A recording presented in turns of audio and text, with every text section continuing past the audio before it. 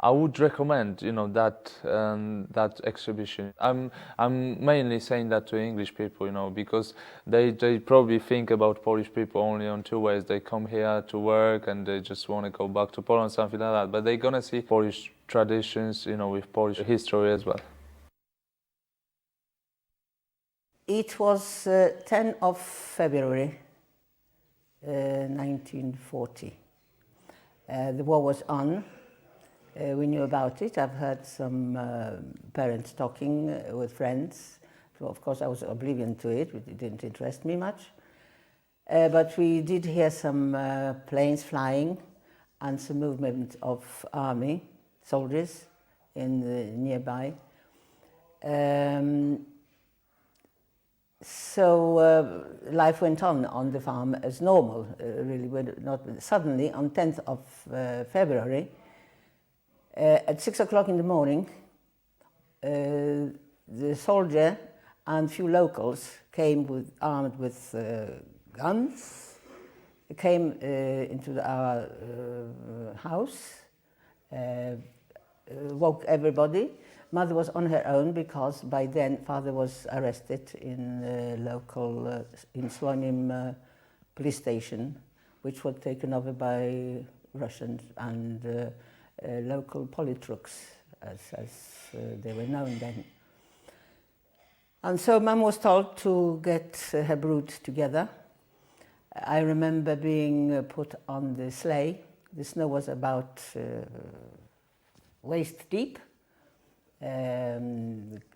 Temperatures well below freezing. But 10th of February 1940, the Russian soldier came to our house and told us, "You've got half an hour to pack and we'll take you to the train." The station was about 1.5 kilometers from our house where we lived, and we've been put to those wagons and taken to Russia. So everything will be provided there. We're taking you away from the war zone into a safe place. But the friends of family came and said they brought sacks of bread, dry bread and suchary, and whatever, milk and cheese and dry food into the sacks and onto the sleigh. You'll have it to feed your children, something for the time being. They put us on the cattle trains with just openings at the top, no windows, and there were, I remember, wooden planks, 2 lots, so you couldn't sit up properly if you sat on it. That was our sleeping area. And there was an iron stove in the middle. They packed us like sardines. And we traveled in those conditions. Father didn't come with us then. In those conditions for over 3 weeks. I found out that my aunt with a small daughter has been on evacuation in Lviv, and I wanted to go and bring her back to Warsaw. Unfortunately, managed to reach Lviv, and we searched for her, but in the meantime she changed already her place, and she was back in German-occupied territories. And on the way back, we were stopped by the Russian, and it started. I was imprisoned and accused of spying, of coming, for various things in here. Despite what was explaining them, they wouldn't accept. And after nearly years of interrogation, I was sentenced for 3 years and sent to Siberia, to Gulag.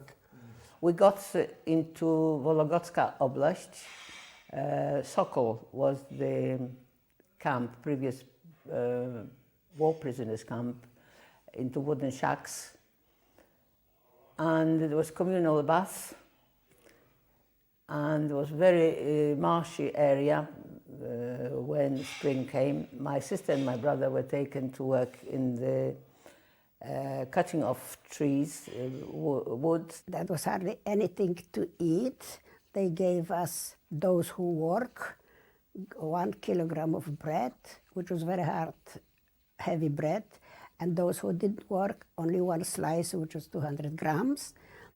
We survived on frozen potatoes and onions and woodland berries and mushrooms. In 1941, about September, I believe that was the time when Hitler started fighting with Russia.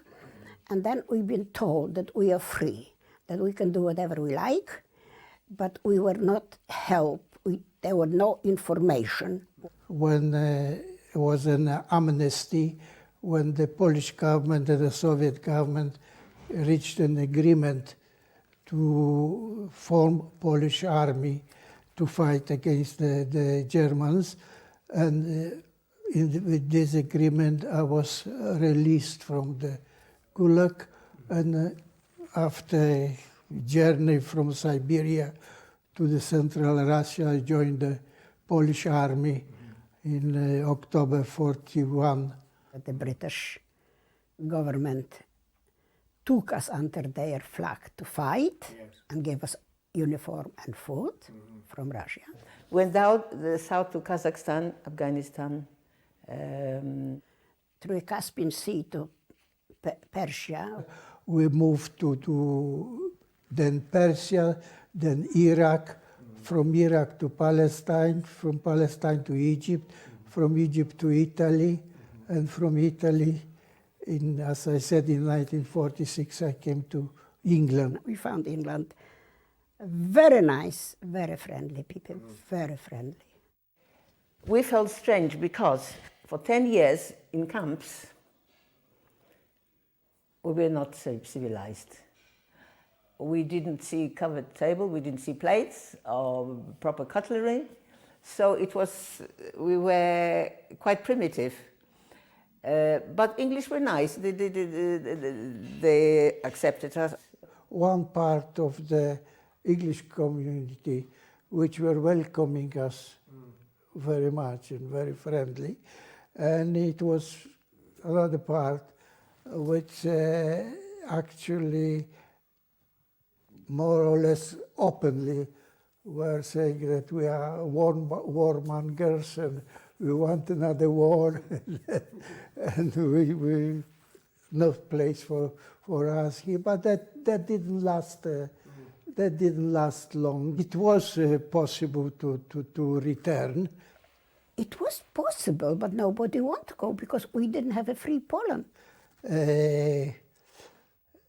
Some people did return, very, very small amount, let us say maybe a few percent. I've heard a friend of my husband talking how they were hurt, deeply hurt.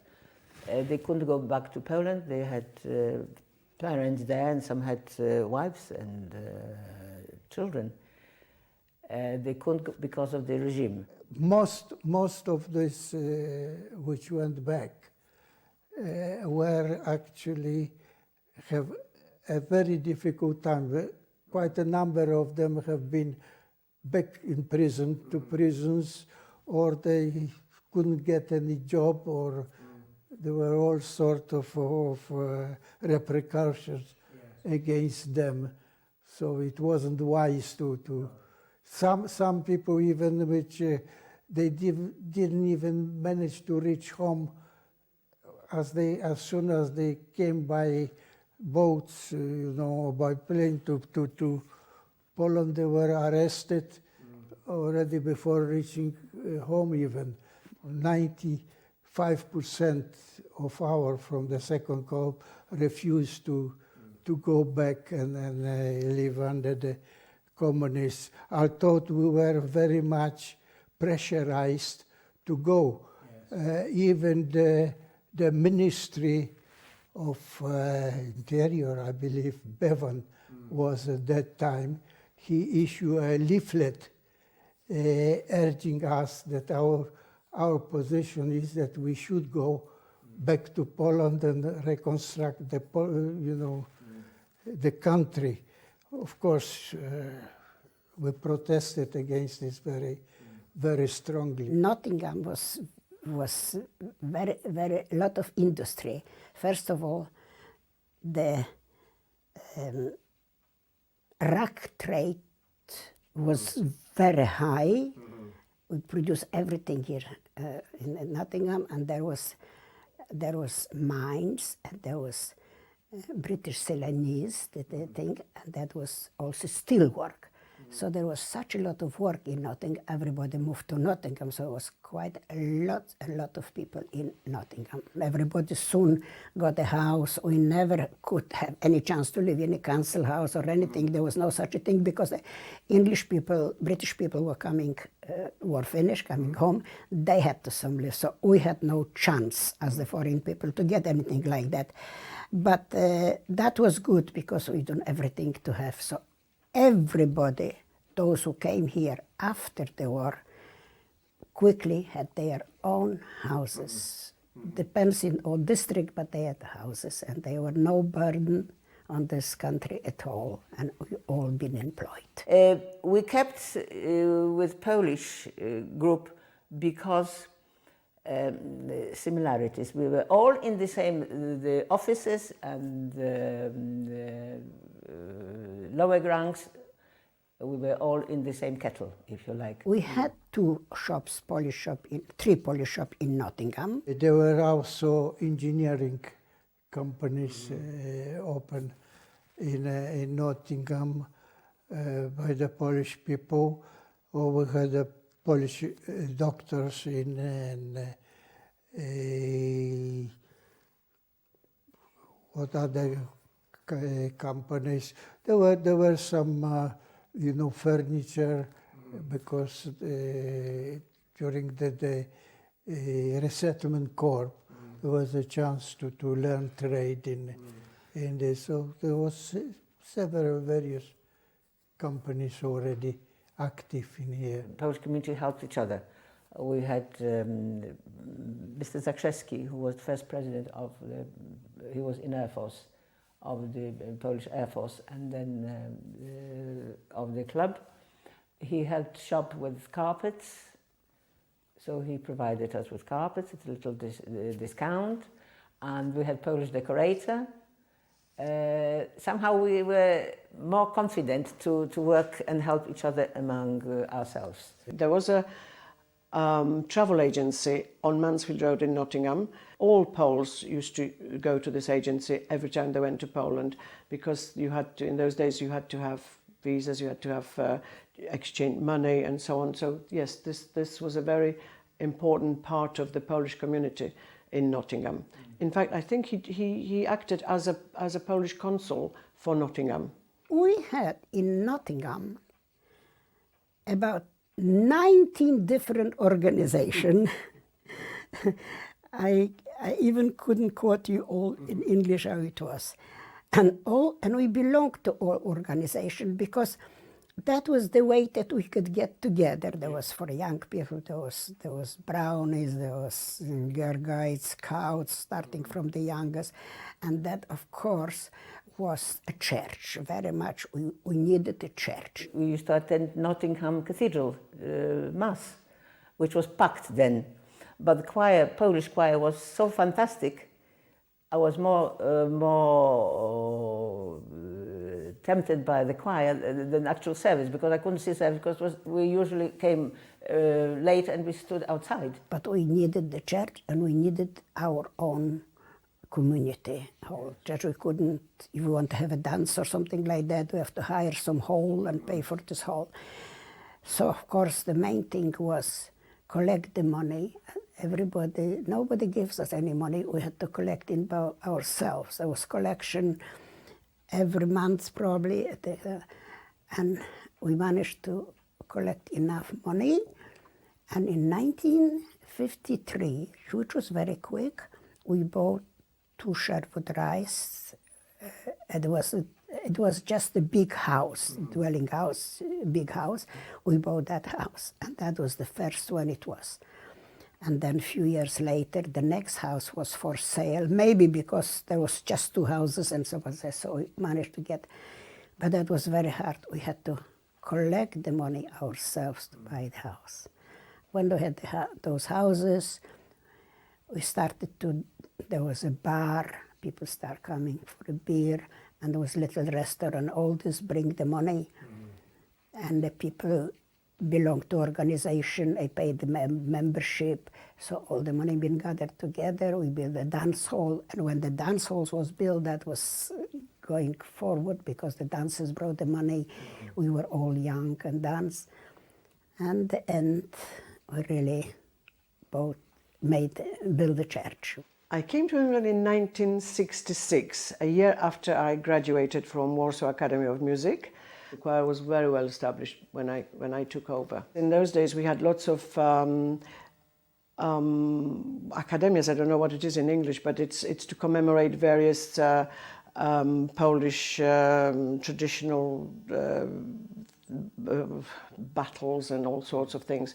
And also religious. We sang in the church, not every Sunday, but quite often. And every time there was any big occasion, my choir would be taking part. We were also invited by English hosts, and we even sang once in the Albert Hall when there was a concert of various nationalities. Also, we were singing in a in cathedral when there were various nationalities choirs singing their sacred music. So yes, we weren't just limited to the Polish community, but we were singing in other places. Religion played very, very big role because of hope, and we felt that there is something. There's something. It's not the end of the world. The sun will rise for us, and it'll be all beautiful. And it came like that. I said my prayers and asked God for care, and it gave me strength. It's no worries. What will come will come. Do you have any particular views, Miss Wanda, on the new arrivals that have come to England since Poland joined the EU? Do you think it's been a positive thing, a good thing? Yes, I think it was a very good thing. The only thing I think that they don't understand our life here. They come to the rich country, they get so many benefits, and if we tell them of our life, how we started here, you can see in their eyes, they then don't even believe you. They think you are telling them the story, how could you live like that? Which I quite understand. How could you live? My grandson, although he knows, because I keep telling over and over again how it was, so he knows by heart. But actually, I don't think Richard could even knew where to start to live how we used to live, you see. So, but no, it's a good thing. We have got church full of people, and we are usually the Roman Catholic, and which Polish people are on that side religious people. We used to have on our collection in Sunday about £200. It was just so low that we didn't know what would happen. We probably thought that we'll have to sell it or something. And now we've got £1,000 every week. So you can see the difference because of the Polish people come to church to give to the masses and things like that. So such a different thing, yes. So I think church plays in my life and my relatives and my community, Polish community, it gives us lots of support and strength. Miss Wanda, do you have any regrets about not returning to Poland?